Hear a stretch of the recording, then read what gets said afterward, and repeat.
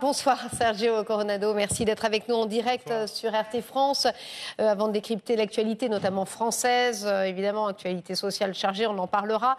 Cette visite hier, on l'a vu, d'Emmanuel Macron dans la vieille ville de Jérusalem et son altercation. Vous aussi, vous dénoncez un coup de com'? J'avais fait également un tweet qui mettait en exergue en fait la similitude avec ce qui s'était passé il y a plusieurs années à l'approche de la basilique Sainte-Anne à Jérusalem, qui est un territoire français là en l'occurrence, puisqu'on avait l'impression effectivement que presque mot à mot le président Macron voulait emprunter les pas de Jacques Chirac. La différence, c'est que Jacques Chirac avait une politique qui lui permettait en fait d'apparaître comme quelqu'un qui se faisait respecter, et notamment par les services de sécurité israéliens à l'époque, ce qui n'est, et loin de là, le cas du président Macron, dont on voit de plus en plus l'atlantisme, le suivisme à l'égard de la politique nord-américaine. Et donc je crois en effet que c'est un coup de com', ça a été relevé par plusieurs observateurs et pas les plus hostiles au président de la République. Voilà qui résume bien en fait la politique internationale d'Emmanuel Macron. Alors justement, sur l'antisémitisme, il s'est beaucoup exprimé également. Cet anniversaire a été l'occasion d'évoquer l'augmentation des actes antisémites en France. Comment vous avez perçu le discours du président de la République qui, bon, ce n'est pas nouveau, parce qu'il y a une loi qui, sur ce point, associe l'antisionisme à l'antisémitisme. D'abord, ce n'est pas une loi, en fait. Il s'agit d'une résolution qui n'est pas contraignante, qui n'a pas de valeur ni législative ni juridique.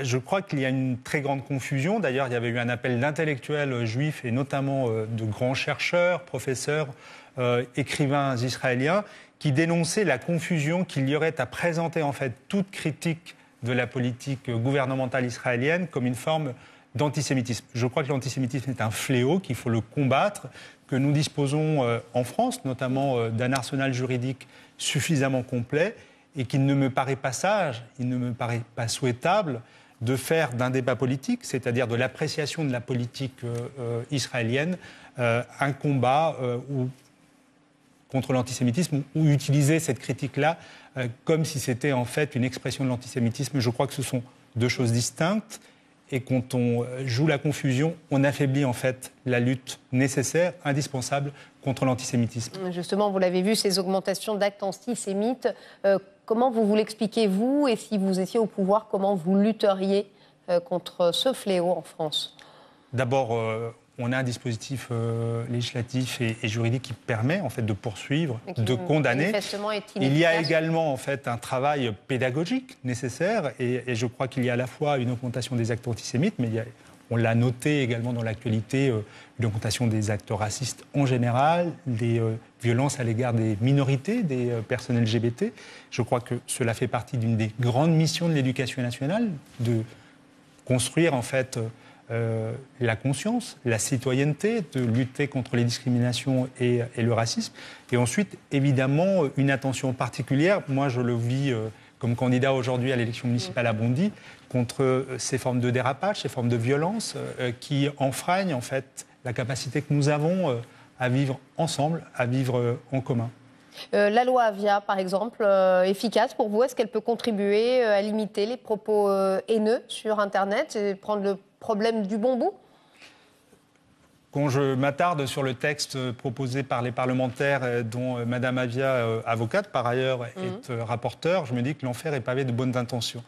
Encore une fois, la plupart des spécialistes, les meilleurs connaisseurs du domaine en fait, du numérique, sont vent debout contre ce texte de loi. Vous avez vu les dernières déclarations du syndicat des avocats, du Conseil national du numérique, de la Quadrature du Cercle, de la Ligue des droits de l'homme. Il y a une évolution inquiétante depuis des décennies dans notre pays, c'est l'effacement en fait du juge judiciaire dans ces procédures. Le juge est le seul et l'unique garant de nos libertés. Le fait de décider de déléguer à des plateformes privées en fait la capacité de réguler et donc de censurer me paraît être un très grand risque. Et puis, une inquiétude également, c'est que je ne sais pas ce qui est défini sous le vocable de haine. Et c'est très compliqué. D'ailleurs, le texte de loi, dans son introduction, n'en dit pas un seul mot. D'après une étude qui a été publiée par le Sénat, il y a eu 160 000 signalements sur la plateforme Pharos en 2018 et moins de 14 000 en fait de ces signalements pouvaient être rattachés à des propos de haine ou à des propos de discrimination. Donc je crois qu'appréhender la globalité de ce problème me paraît être une position juste.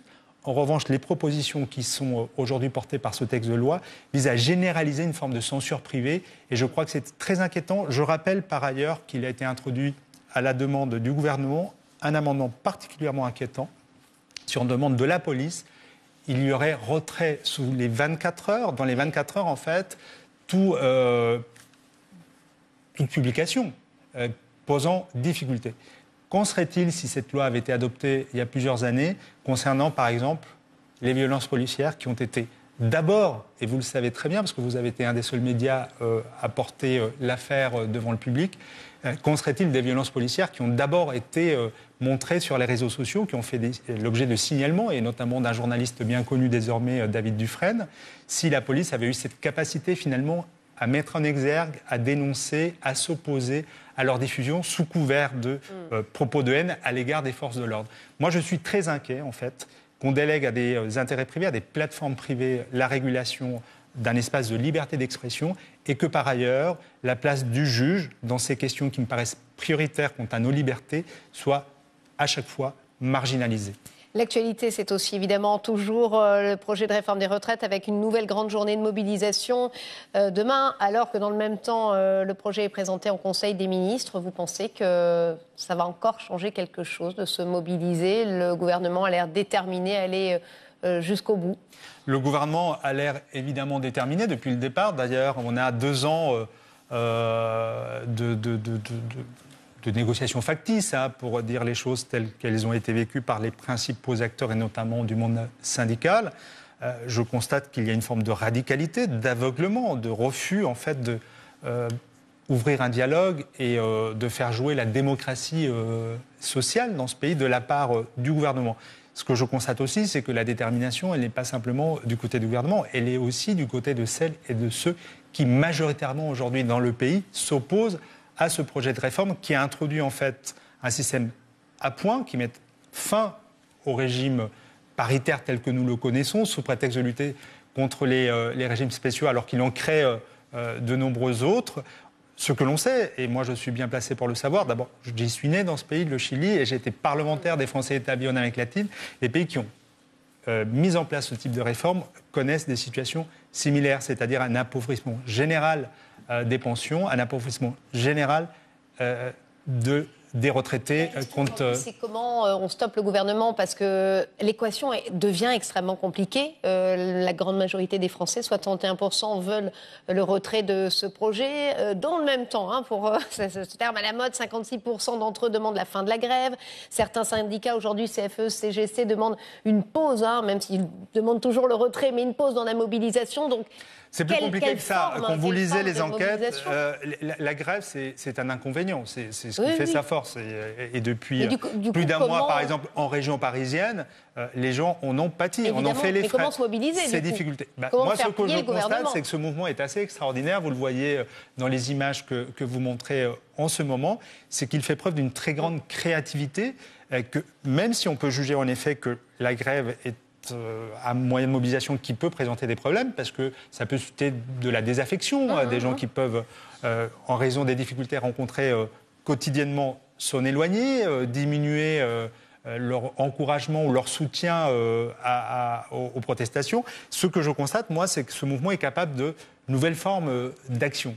On voit les retraites au flambeau, on voit les avocats, par exemple, les danseurs de l'Opéra de Paris qui ont offert des spectacles, le chœur de Radio France, les orchestres philharmoniques.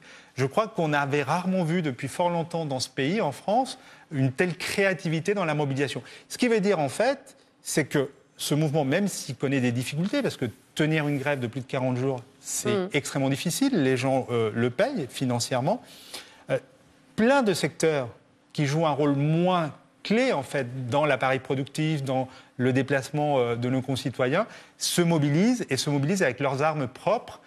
On le voit quotidiennement dans les médias, sur les réseaux sociaux. Et c'est la preuve en fait que la détermination ne faiblit pas et que le mouvement s'élargit. Merci beaucoup en tout cas Sergio Coronado. Je rappelle que vous êtes candidat à Bondy. On aura l'occasion certainement de parler des municipales. J'espère bien. Le temps est un peu filé très rapidement. Voilà, candidat à Bondy pour les municipales. Merci à vous. Dans quelques...